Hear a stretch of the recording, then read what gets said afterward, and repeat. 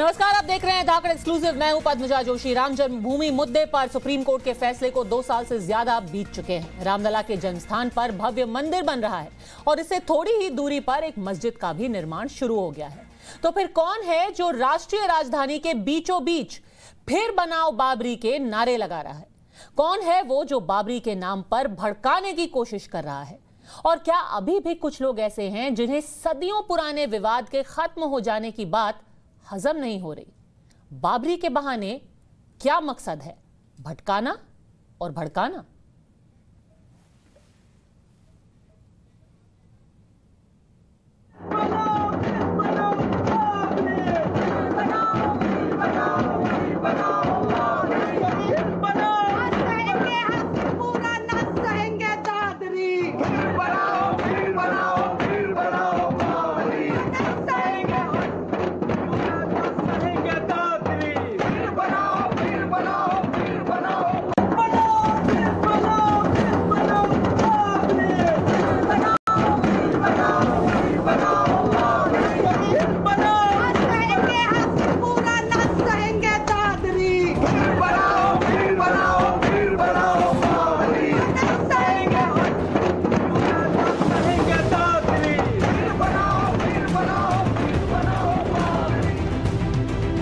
बाबरी मस्जिद विवाद, जिसे सुप्रीम कोर्ट ने सुलझा दिया।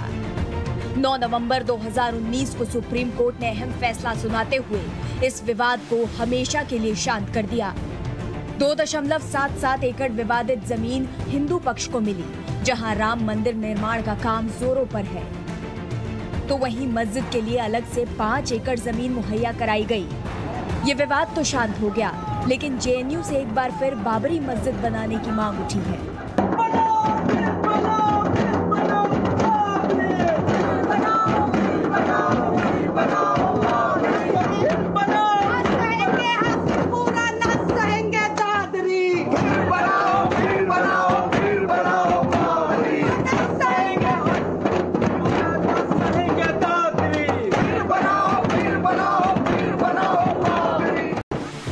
बाबरी मस्जिद की 29वीं बरसी पर जेएनयू छात्र संघ की ओर से एक कार्यक्रम का आयोजन किया गया, जिसमें बाबरी मस्जिद फिर से बनाने की मांग को लेकर लगने वाले नारों से माहौल काफी गर्म हो गया।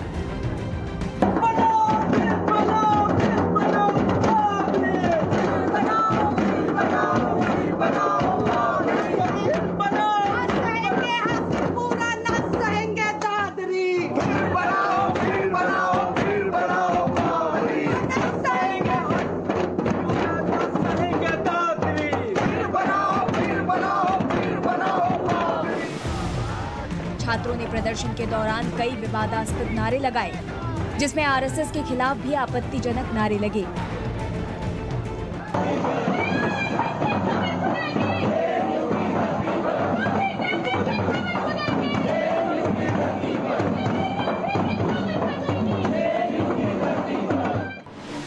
कोर्ट ने अपना फैसला 2 साल पहले सुना दिया था। इस फैसले का सम्मान देश के हर नागरिक ने किया, लेकिन जेएनयू छात्र संघ के कुछ स्टूडेंट्स ने बेवजह इस मामले को एक बार फिर तूल दिया है। Bureau report, times now of Bharat.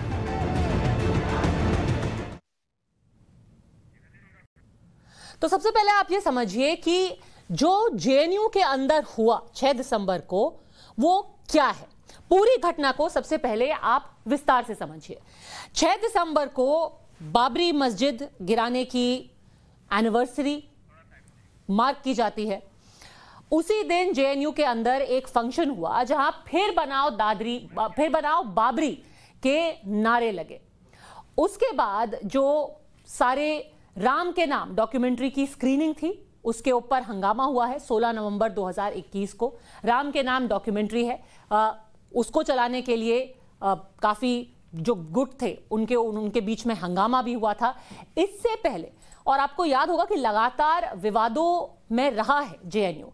भारतीय कब्जे वाला कश्मीर, 29 अक्टूबर में एक फंक्शन था, वहां भारतीय कब्जे वाला कश्मीर लिखा गया था।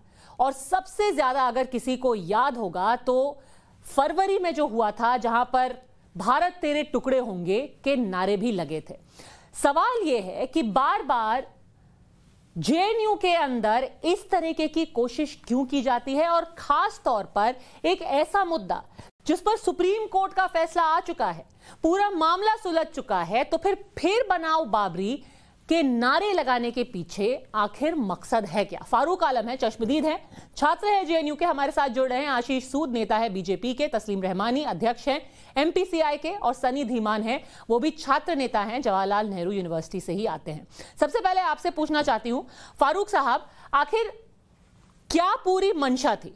सनी धीमान आप बताइए, आप तो जेएनयू में रहते भी हैं, पढ़ते भी हैं, नेता भी हैं। फिर बनाओ बाबरी, अरे जो मस्जिद थी वहां पर वो बन रही है अयोध्या में। ये सब सवाल फारूक से या सनी से? पहले आपसे है, सनी से है, बताइए।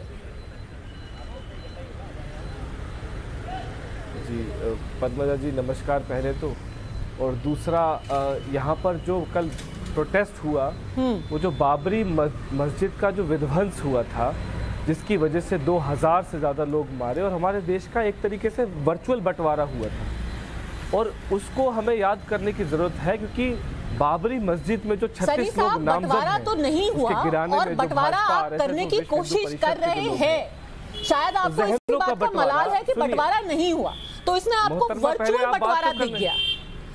जन्मभूमि पे फैसला आया, कोर्ट ने भी बोला कि यहाँ पर मंदिर बनना चाहिए, कोर्ट ने बोला आप दूसरी जगह जमीन दीजिए, वहां मस्जिद बनाइए। सबसे जरूरी बात यह है कि खुद जो लोग मस्जिद बना रहे हैं, उन्होंने उसका नाम बाबरी मस्जिद लिखने के खिलाफ फैसला किया। आप अभी भी लगे हुए हैं कि किसी भी तरीके से फिर बनाओ बाबरी वाला सेंटिमेंट, उसकी जो वो फीलिंग है, वो किसी तरीके से दोबारा शुरू हो जाए, कि लोग बढ़ जाए। क्यों? आपने टिप्पणी कर दी तो अब जवाब देता हूं। मैं टिप्पणी नहीं थी, सवाल था। जेएनयू के सभी छात्र मानते हैं कि जो माननीय सुप्रीम कोर्ट का जो आदेश है उसे हम मानते हैं, उसमें जो भी कमियां रही होंगी उसको साइड करते हुए हम रिकंसिलिएशन की तरफ बढ़ना चाहते हैं। लेकिन वो रिकंसिलिएशन तब होगा जब ये माना जाएगा, जो आपने नारों में सुना होगा, कि बाबरी विध्वंस हुआ, जिसकी वजह से हजारों लोग मरे। सनी साहब, अगर आप नारे लगाएं फिर बनाओ बाबरी, किधर बनाएंगे बाबरी? संसद अपने कमरे में बना लीजिए, जेएनयू में कमरा लेके बना लीजिए। वो माननीय, देखिए, वो तो जिन भी लोगों ने वो नारे लिखे हैं वो तो कॉन्टेक्स्ट वही बताएंगे, लेकिन जो हम बता रहे हैं वो ये है कि माननीय सुप्रीम कोर्ट ने कहा है कि 5 एकड़ जमीन अयोध्या में मस्जिद को मिलनी चाहिए, 1.25 एकड़ जमीन जो तो है बताइए, चश्मदीद से ही पूछते हैं फारूक आलम साहब, देखना चाहते फिर बनाओ बाबरी, लेकिन क्यों? हम भूलना नहीं चाहते। फिर बनाओ बाबरी कहां बनाएंगे?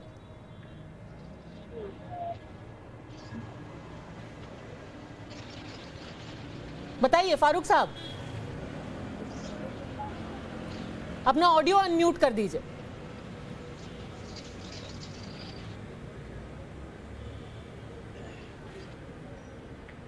चलिए, लगातार ये परेशानियां आती रहती हैं, इस बात को हम जरा सा फिक्स करें। हमारे जहनों से हमारे इतिहास के बड़े फारूक साहब, आवाज आ रही है? हटाया जा रहा है, बड़े हिस्सों को हटाया जा रहा है।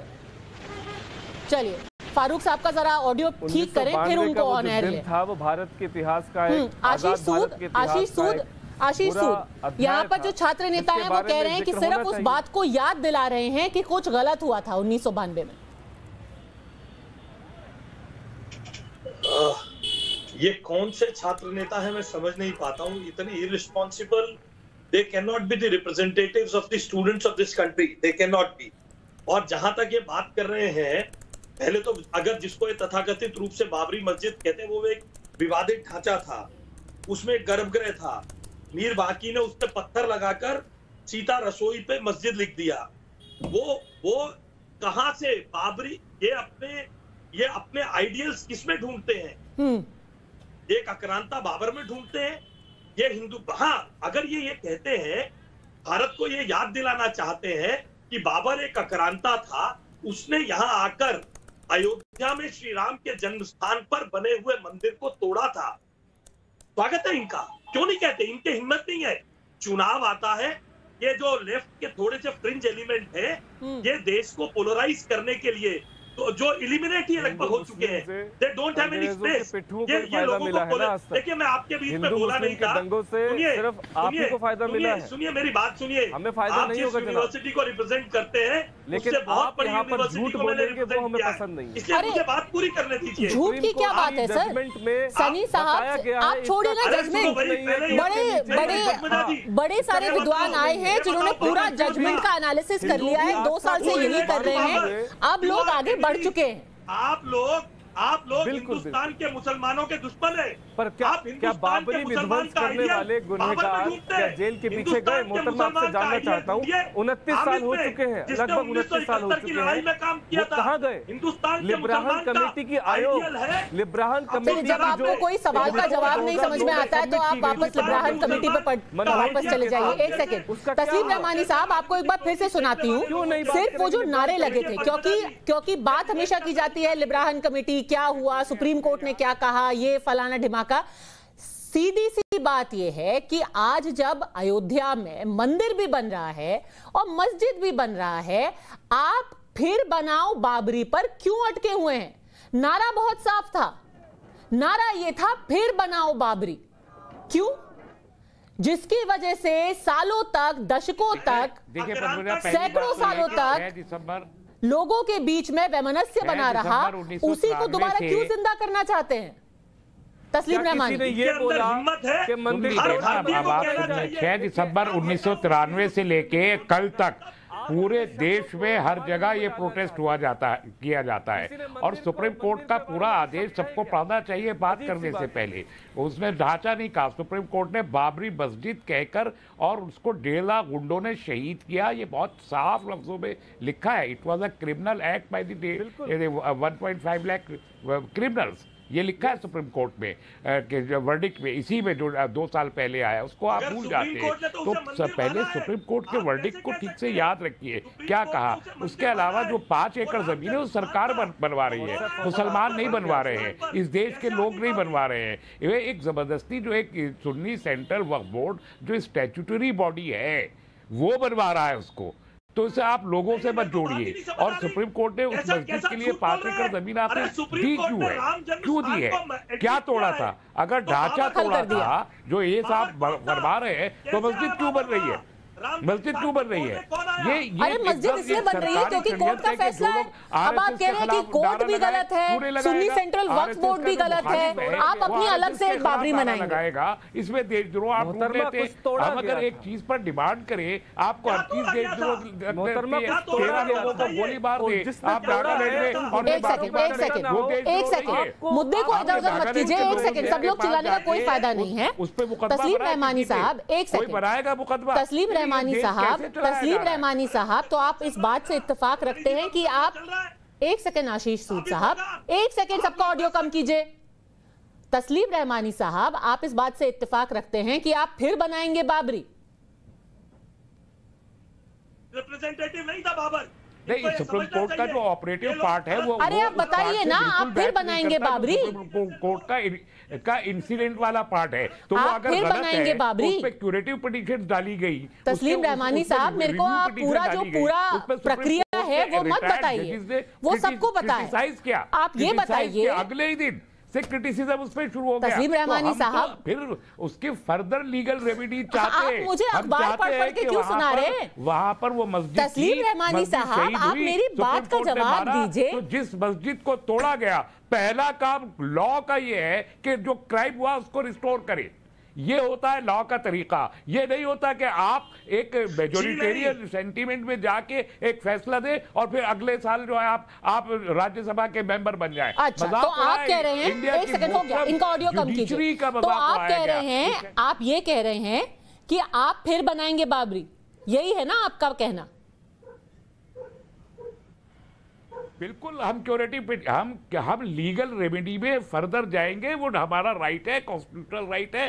फर्दर जाएंगे जब भी जो क्रिमिनल्स है, 1.5 लाख क्रिमिनल इकट्ठे होकर मस्जिद को शहीद कर दिया। आशीष सूद इनका कहना है कि हम ये सिर्फ एक अपनी दिल की तमन्ना जाहिर कर रहे थे कि हम कोर्ट के रास्ते से ही बाबरी मस्जिद बनाएंगे, अदालत में हम कोई भी मस्जिद नहीं बनाएंगे, हम कोर्ट के रास्ते पर बनाएंगे तो बाबरी।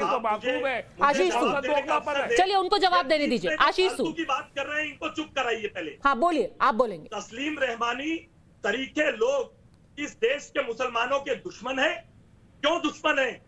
ये फ्रिंज एलिमेंट अपनी राजनीतिक रोटी सेकने के लिए बाबर को मुसलमानों का रिप्रेजेंटेटिव साबित करना चाहते हैं। तैयार नहीं है। कौन 1.5 लाख मालूम है लोगों को कौन दोस्त है कौन दुश्मन है। जब आप खून बहा रहे थे इस देश में तो लोग देख रहे थे कौन दुश्मन है कौन दोस्त है। और वो जो ये विद्यार्थी यहाँ कह रहा था विभाजन, आपने कल्चर का विभाजन कर दिया बाबरी मस्जिद के नाम पे। आपने बाबरी मस्जिद शहीद नहीं की है। इस देश में 2 कम्युनिटीज को आपने अलग करके 2 नेशन थ्योरी को रिवाइव किया है। सुप्रीम कोर्ट आपकी सरकार 2 नेशन थ्योरी पे चल रही है और 2 नेशन जो है उसने इस देश को तोड़ दिया था।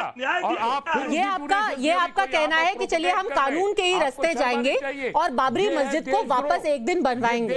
आपको एक और नारा सुनवाना चाहती हूँ, आपको एक और नारा सुनवाना चाहती हूँ। एक सेकंड, सनी धीमान आप सुनिए। आरएसएस की जब आप कब्र खोदने की बात करते हैं तो क्या ये धमकी नहीं है? सुनिए क्या नारे लगाए गए।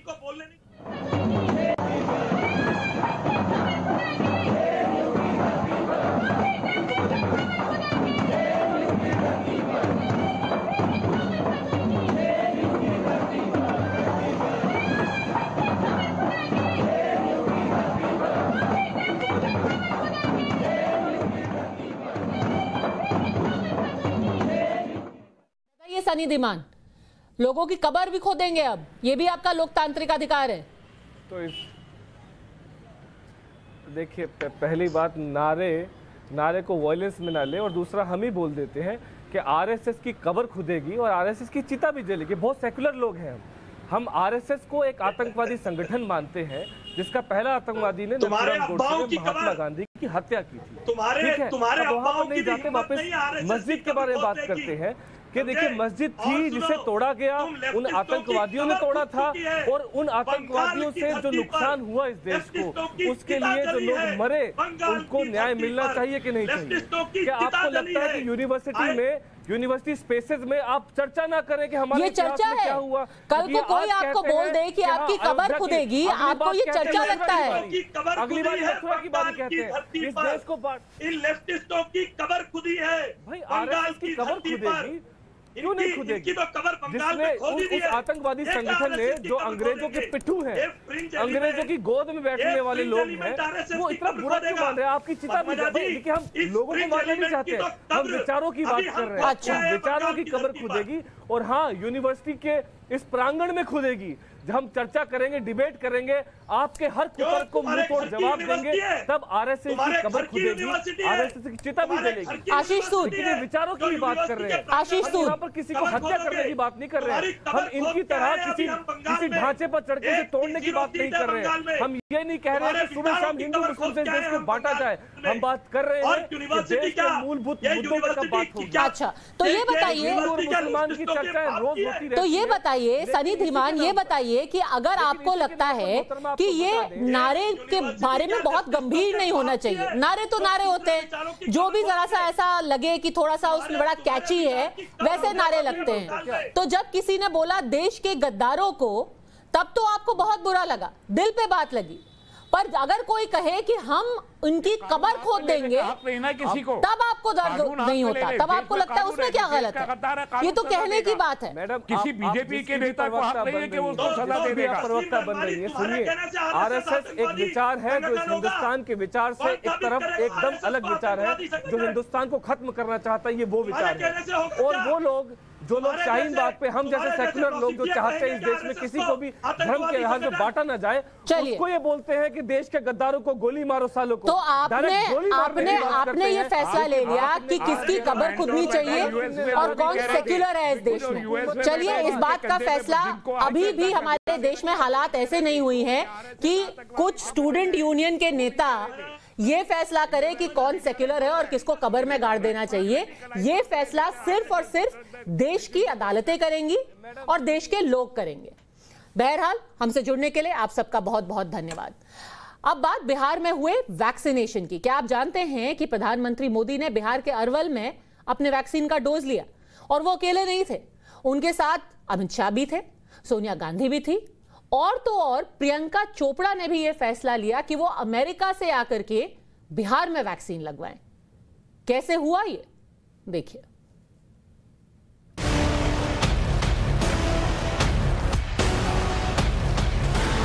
अजब है नीतीश कुमार और गजब है नीतीश का बिहार। दुनिया ने देखा था कि देश के प्रधानमंत्री नरेंद्र मोदी ने दिल्ली में वैक्सीन का डोज लिया। नीतीश कुमार के बिहार के दस्तावेज कहते हैं कि पीएम मोदी ने वैक्सीन की डोज बिहार के अरवल में ली। पीएम मोदी के साथ गृह मंत्री अमित शाह, सोनिया गांधी ने भी अरवल में वैक्सीन ली, और हद तो तब हो गई जब कागजात के मुताबिक अरवल के स्वास्थ्य केंद्र पर एक्टर प्रियंका चोपड़ा ने भी वैक्सीन ली। अमेरिका में रहने वाली प्रियंका ने अरवल में वैक्सीन ली।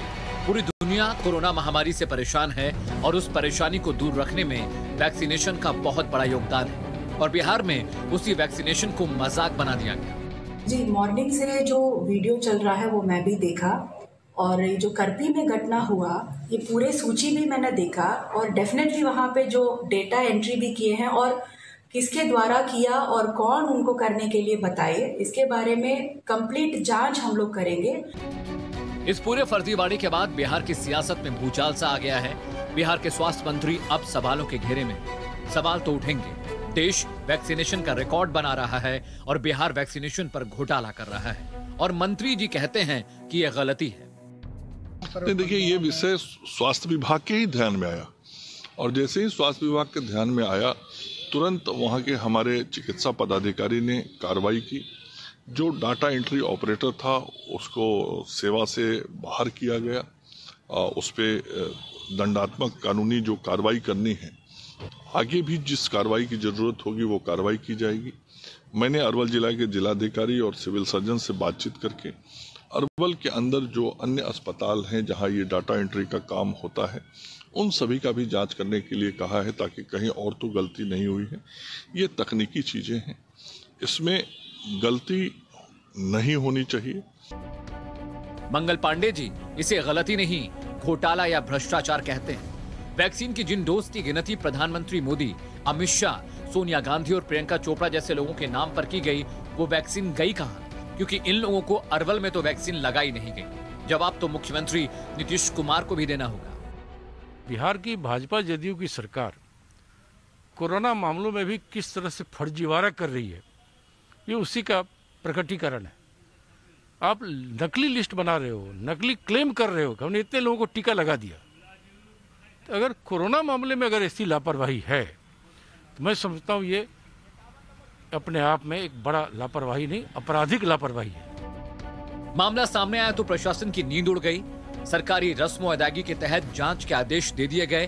डेटा एंट्री करने वाले 2 लोगों पर कार्रवाई भी की गई। लेकिन ये तो बिहार है, यहाँ तो कुछ भी हो सकता है। वैक्सीन के नाम पर जो मन में आ रहा है नाम भर दिया जा रहा है, और सरकार पीठ थपथपाती है कि हमने ये कर दिया वो कर दिया। तो ठीक ही ना, नीति आयोग का हर रिपोर्ट या हर आयोग का जो रिपोर्ट आता है, हर एजेंसी का, उसमें बिहार का दुर्दशा बदहाली दिखाया जाता है, तो आदरणीय नीतीश कुमार जी को गुस्सा लगता है। अब बताएं, इस पर तो आदरणीय मुख्यमंत्री जी को जवाब देना चाहिए कि ये रिपोर्ट में जो नाम ऐसे ऐसे लोगों के आए हैं, सचमुच में उन लोगों ने वैक्सीन लिया है। घोटाला सिर्फ वैक्सीनेशन का ही नहीं है, आरटीपीसीआर टेस्ट भी भ्रष्टाचार के दलदल में है, और यही है सुशासन बाबू नीतीश कुमार का सुशासन। तो आपको बता दें, अभी तक बिहार के अंदर पूरे वैक्सीनेशन की स्थिति है क्या, कितने लोगों ने अभी तक अपने वैक्सीन के डोज बिहार में कुल मिलाकर के लिए हैं। अगर वसैक आबादी की बात करें तो 41% ने अपने दोनों डोज ले लिए हैं, यानी कि कुल अभी 8.68 करोड़ डोज लगाए जा चुके हैं, जिनमें से पहला डोज 5.54 करोड़ लोगों ने लिया है, और दोनों डोज लेने वाले लोग हैं 3.13 करोड़। काफी भारी मात्रा में लोगों ने अपनी वैक्सीन के डोज लिए हैं। पर आदर्श, जब ऐसे साकेत हमारे साथ जुड़े हुए हैं। साकेत, जब इस तरीके की ऐसी घटनाएं सामने आती हैं तो आदमी सोचने को मजबूर हो जाता है कि ये जो करोड़ों डोजेस दी गई हैं, इनमें कितने नरेंद्र मोदी, अमित शाह और प्रियंका चोपड़ा शामिल हैं? हुई कैसे ये गलती? आपने तो अपने सूत्रों से बात की होगी। देखिए, बिल्कुल सवाल उठता है क्योंकि बिहार सरकार ने जो टारगेट रखा था दिसंबर तक 6 करोड़ लोगों को कोरोना का वैक्सीन लगाना था उन्हें, और ये टारगेट राज्य सरकार की तरफ से रखा गया था। लेकिन आप देखिए अभी 8 करोड़ के आसपास जो है बिहार में जो वैक्सीनेशन है वो हो चुका है। यानी लगभग जो इन्होंने जो अपना जो रखा था आंकड़ा जिसको वो छूना चाहते थे, उससे 2 करोड़ ज्यादा लोगों को वैक्सीनेट किया गया है बिहार में। ये आंकड़ा बिहार सरकार दे रही है। ऐसे में सवाल उठ रहा है कि जिस तरह से टारगेट को अचीव करने के लिए जो जिम्मेदारी जिलों में दी गई थी, जो पीएचसी को दिया गया था, उन जगहों पर इस तरह की खामियां और जिलों में हुई है क्या? क्योंकि जिस तरह से ये अरवल जिले का मामला सामने आया है जिसमें आप देख पा रहे हैं कि किस तरह से राजनेताओं के नाम और फिल्म हस्तियों के नाम जो है वो अपलोड कर दिया गया है डेटा के साथ। तो ऐसे में क्या और जिलों में भी जो आंकड़े दिए गए वो इसी तरह के आंकड़े दिए गए? ये सवाल अब उठने लगा है। हालांकि स्वास्थ्य मंत्री ने इस पर जरूर कह दिया कि जो डाटा एंट्री ऑपरेटर है उस पर हमने कार्रवाई कर दी, उनको नौकरी से बर्खास्त कर दिया। लेकिन क्या कि सिर्फ डाटा एंट्री ऑपरेटर को बर्खास्त कर देने भर से ये हो जाएगा? हमने ये भी सवाल उनसे पूछा था कि और जिलों में क्या विभाग जांच कराएगी कि सही मायने में जो आंकड़े राज्य सरकार अपने पोर्टल पर दिखा रही है वो आंकड़े सही मायने में है कि नहीं है। तो इस पर मंगल पांडे ने कहा कि उतनी दवा की भी खपत हुई है। तो ये कोई तर्क नहीं हुआ। लेकिन सवाल ये उठता है कि अगर इसी तरह आंकड़े पाए गए हैं, अगर इसी तरह 8 करोड़ के करीब लोगों को वैक्सीनेट किया गया है बिहार में, तो सबसे बड़ा सवाल है कि कोरोना के इस लहर में, जब तीसरी लहर कोरोना की दस्तक दे रही है, ओमिक्रॉन का जिस तरह से खतरा देश के ऊपर पड़ा हुआ है, ऐसे में अगर वैक्सीनेशन को लेकर इस तरह से कोताही बरती जाएगी तो आखिर जो बिहार के लोग हैं उनको कौन बचाएगा? ये सबसे बड़ा सवाल है। और इस पर विभाग को सोचना चाहिए, सरकार को सोचना चाहिए, और साथ ही साथ तमाम जिलों से घटनाओं से लोगों का भरोसा नहीं टूट जाएगा। अगर इस तरीके की कोताही नाम लिखने में हो सकती है तो कल को किसी को यह भी डर होगा कि कहीं वैक्सीन देने में इस तरीके की लापरवाही तो नहीं हो रही। उम्मीद है कि ऐसा नहीं होगा और जो कार्रवाई की गई है, अगर और भी कोई इसमें शामिल है, उनके खिलाफ भी कड़ी कार्रवाई होगी। हमसे जुड़ने के लिए साकेत आपका बहुत बहुत धन्यवाद। और ओमाइक्रॉन की अगर बात करें तो महाराष्ट्र सरकार ने कोरोना की दूसरी लहर के कहर से कुछ नहीं सीखा ऐसा लग रहा है। वो हम इसलिए कह रहे हैं कि महाराष्ट्र के अहमदनगर में अगर किसी मरीज को आज आईसीयू बेड की जरूरत पड़ी तो कम से कम सिविल अस्पताल में तो उसे ये बेड नसीब नहीं हो पाएगा। वजह क्योंकि महाराष्ट्र में ओमाइक्रॉन के 9 मामले होने के बावजूद अहमदनगर के अंदर किसी ने यह जरूरत नहीं समझी कि वो आईसीयू में बेड डाले, ओमाइक्रॉन के लिए तैयारी करे। क्यों हुआ ये, देखिए इस रिपोर्ट में।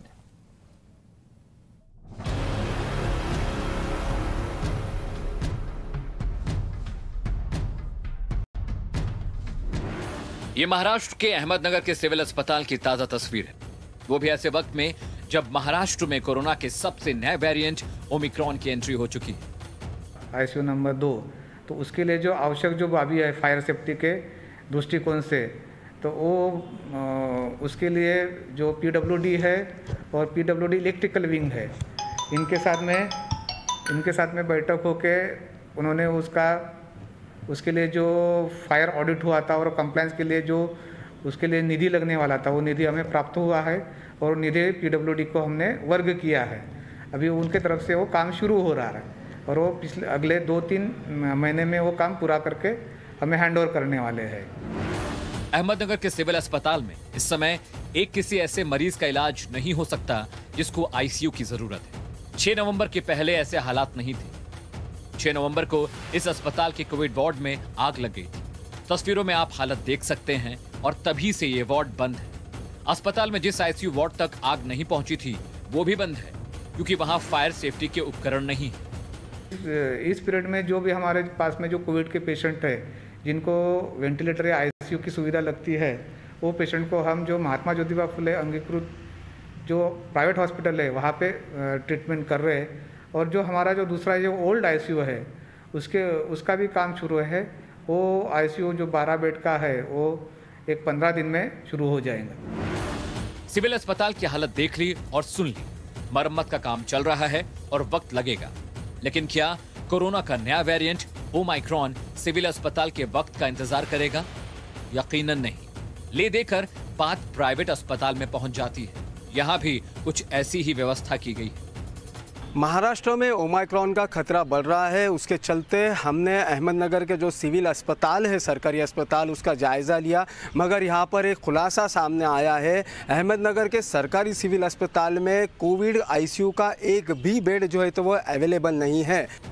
एक अस्थायी व्यवस्था की गई है, लेकिन सबसे बड़ा सवाल ये है कि जो मरीज आईसीयू बेड की फीस नहीं भर सकते, उनका क्या होगा? क्या उन्हें इलाज मिल सकेगा?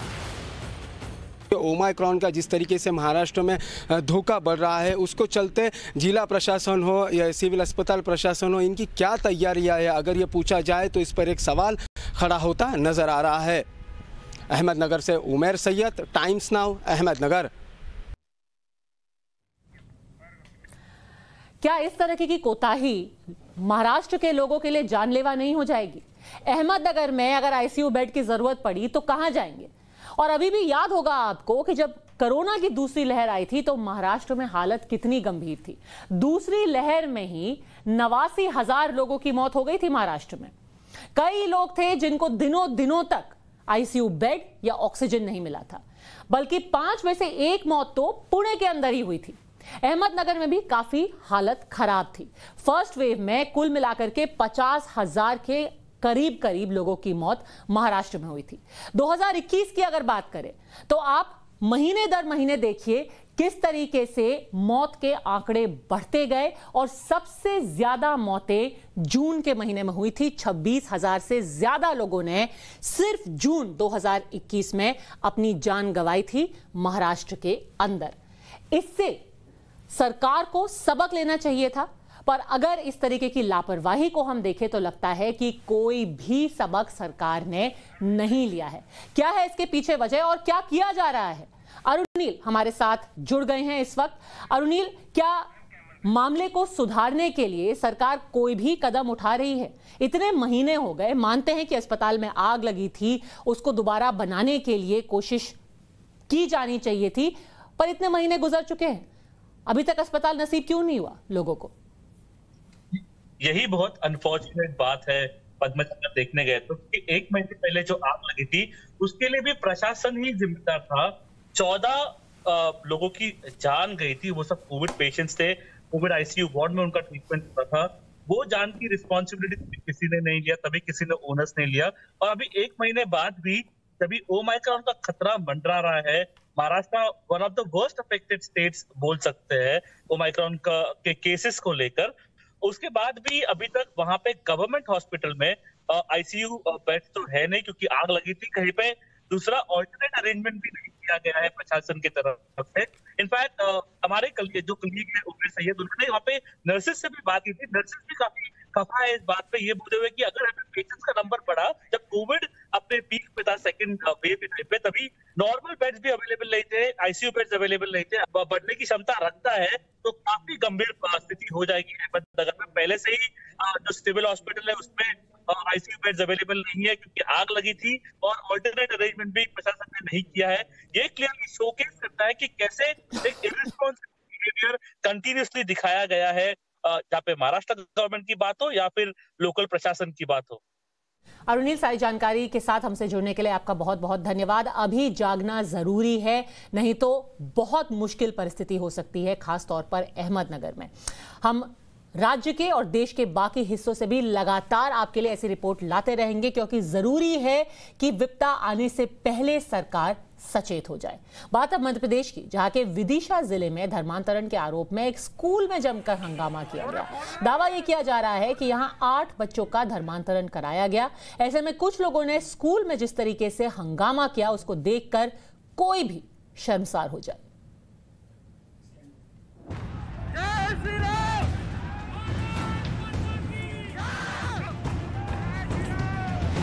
नारे जय श्री राम के लग रहे हैं, नारे भारत माता की जय के लग रहे हैं, लेकिन असल में इस भीड़ ने मचाया है उत्पात, वो भी एक स्कूल में जिस वक्त बच्चे एग्जाम दे रहे थे। ये तस्वीरें जो आप अपने टीवी स्क्रीन पर देख रहे हैं वो मध्य प्रदेश के विदिशा के सेंट जोसेफ स्कूल की, जहां अंदर तो 12वीं के स्टूडेंट्स एग्जाम दे रहे हैं, लेकिन बाहर ये भीड़ तोड़फोड़ कर रही है और जोर जोर से फोड़ दे के नारे लग रहे हैं। प्रदर्शनकारी गेट और दीवार फांदकर स्कूल कैंपस में घुसे। स्कूल में खड़ी कार, कुर्सी, गमले और इमारत के शीशे तोड़ डाले। अब आप सोच रहे होंगे कि पूरा मामला क्या है और क्यों भीड़ इतनी उग्र हुई।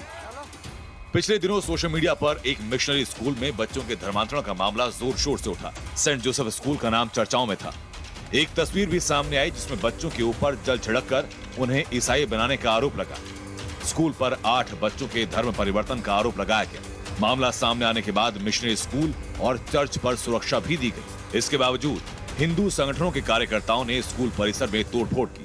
विगत कई दिनों से सेंट जोसेफ स्कूल धर्मांतरण को लेकर सुर्खियों में था। इसमें हमारे राष्ट्रीय बाल आयोग ने भी इसको संज्ञान में लेकर माननीय कलेक्टर साहब को लेटर लिखा था कि इसकी जांच करी जाए कि 8 बच्चों का जो ईसाई पद्धति से धर्मांतरण हुआ है वो 8 बच्चे कौन हैं। लगातार चर्च के माध्यम से आदिवासी वनवासी भाइयों का और हिंदू भाइयों का लोभ और लालच देकर शिक्षा के नाम पर, स्वास्थ्य के नाम पर उनका धीरे धीरे धर्मांतरण किया जा रहा है। हिंदू संगठनों के आरोपों को स्कूल प्रबंधन ने पूरी तरह से नकार दिया और धर्मांतरण वाली बात को गलत बताया। ऐसा एक लेटर मीडिया से सेंट जोसेफ स्कूल के नाम पर ऐसा एक फैला दिया, एक कन्वर्शन चला रहा है। हिंदू धर्म का 8 बच्चों को ईसाई बना दिया। वो लोग पत्र में लिखा गया है, वो बच्चों का नाम, वो बच्चे का कोई इधर ही नहीं पड़ता है। प्रशासन को जानकारी थी कि स्कूल पर इस तरह का हमला हो सकता है। पुलिस की मौजूदगी में इस तरह की तोड़फोड़ कहीं न कहीं पुलिस और प्रशासन की कार्यप्रणाली पर सवाल भी खड़े करती है। और यहाँ बल लगाया गया है और अभी सब बच्चे सुरक्षित हैं। कोई नंस भी यहाँ मेरे पीछे खड़ी हुई है, जो देखिए आप ये लेफ्ट हैंड पे, ये सब स्वस्थ महसूस कर रही है। इनके सामने एक शहर टीआई मौजूद है। स्कूल की शिकायत पर पुलिस ने अज्ञात लोगों पर तोड़फोड़ का मामला दर्ज किया और पुलिस ने 4 लोगों को गिरफ्तार भी किया। धर्म परिवर्तन हुआ या नहीं, ये जांच का विषय है। लेकिन अगर धर्म परिवर्तन हुआ भी तो स्कूल पर तब हमला करना जब बच्चे एग्जाम दे रहे थे, ये कहीं से भी जायज नहीं। अच्छी बात ये कि इस हमले में स्कूल का कोई भी बच्चा या टीचर जख्मी नहीं हुआ। Bureau report, times now Navbharat. Govind गुजर भोपाल से हमारे संवाददाता हमारे साथ इस वक्त जुड़ गए हैं। अगर इतनी बड़ी भीड़ स्कूल के अंदर घुसकर तोड़फोड़ करती है तो सिर्फ 4 गिरफ्तारी क्यों? पद्मजा, 4 लोगों की गिरफ्तारी हो गई है और मामूली धाराओं में गिरफ्तारी करने के बाद जमानत भी दे दी गई है, उनको छोड़ दिया गया है। और ये पूरा मसला जो है वो गंज वासोदा उस जिले का है जो सीएम शिवराज सिंह चौहान जहां से लोकसभा चुनाव भी लड़े हैं, कभी विदिशा जिले से जहां से सुषमा स्वराज सांसद हुआ करती थी। तो ये कुल मिला के ये जो मसला है, एक वीडियो फोटो वायरल हुआ जिसमें ऐसा दर्शाया गया कि 8 बच्चों को का धर्मांतरण किया जा रहा है। लेकिन जब सूत्रों से निकलकर जो सामने आई है सच्चाई, वो कुछ इस हद तक है कि बगल में ही एक चर्च है, वहां पर ईसाई के ही बच्चों का कुछ नामकरण या कुछ संस्कार थे उनका, इस तरह की चीजें सामने आई। तो उसके बाद ये कंफ्यूजन जो पैदा हुआ, उसके बाद राइट विंग के लोगों ने वहां सैकड़ों की संख्या में जाके उत्पात मचाया, तोड़फोड़ की, पूरे स्कूल को तहस नहस कर दिया। अब प्रिंसिपल के द्वारा, सेंट जोसेफ के स्कूल के प्रिंसिपल के द्वारा मामला दर्ज करवाया गया है। और अगर धर्मांतरण हो भी रहा था, जब तक वो जबरन नहीं कराया जा रहा है तो किसी को यह हक नहीं है। और अगर जबरन हो भी रहा था तो किसी को यह हक नहीं है कि स्कूल के अंदर तोड़फोड़ करे, लोगों को धमकाए। जो ये 4 लोगों की गिरफ्तारी हुई है, क्या वो किसी गुट से हैं, किसी ग्रुप से हैं, क्या है उनकी पहचान? देखिए, पुलिस ने इस बारे में कोई जानकारी नहीं दी, सिर्फ ये कहा कि 4 लोगों को हमने गिरफ्तार किया है और उनकी जमानत भी हो गई है। लेकिन वो राइट विंग से संबंधित हैं, बजरंग दल के कार्यकर्ता बताए जा रहे हैं जिन्होंने उत्पात मचाया था। तो अभी पुलिस ने सिर्फ कार्रवाई के तौर पर सिर्फ खानाफिल्ती करते हुए मामूली धारा में मामला दर्ज करने के बाद छोड़ दिया गया है 4 आरोपियों को। ऐसे में अब जो राइट विंग के जो ग्रुप है वो भी हमलावर है कि हम लोग अभी भी इसको मुहिम को चलाएंगे कि यहाँ धर्मांतरण नहीं चलेगा। तो क्योंकि धर्मांतरण को लेकर मध्य प्रदेश सरकार ने कानून भी बनाया हुआ है, बिल्कुल, और अगर किसी को इस बात से तकलीफ है, आपत्ति है, तो वो जाकर के पुलिस स्टेशन में केस करें।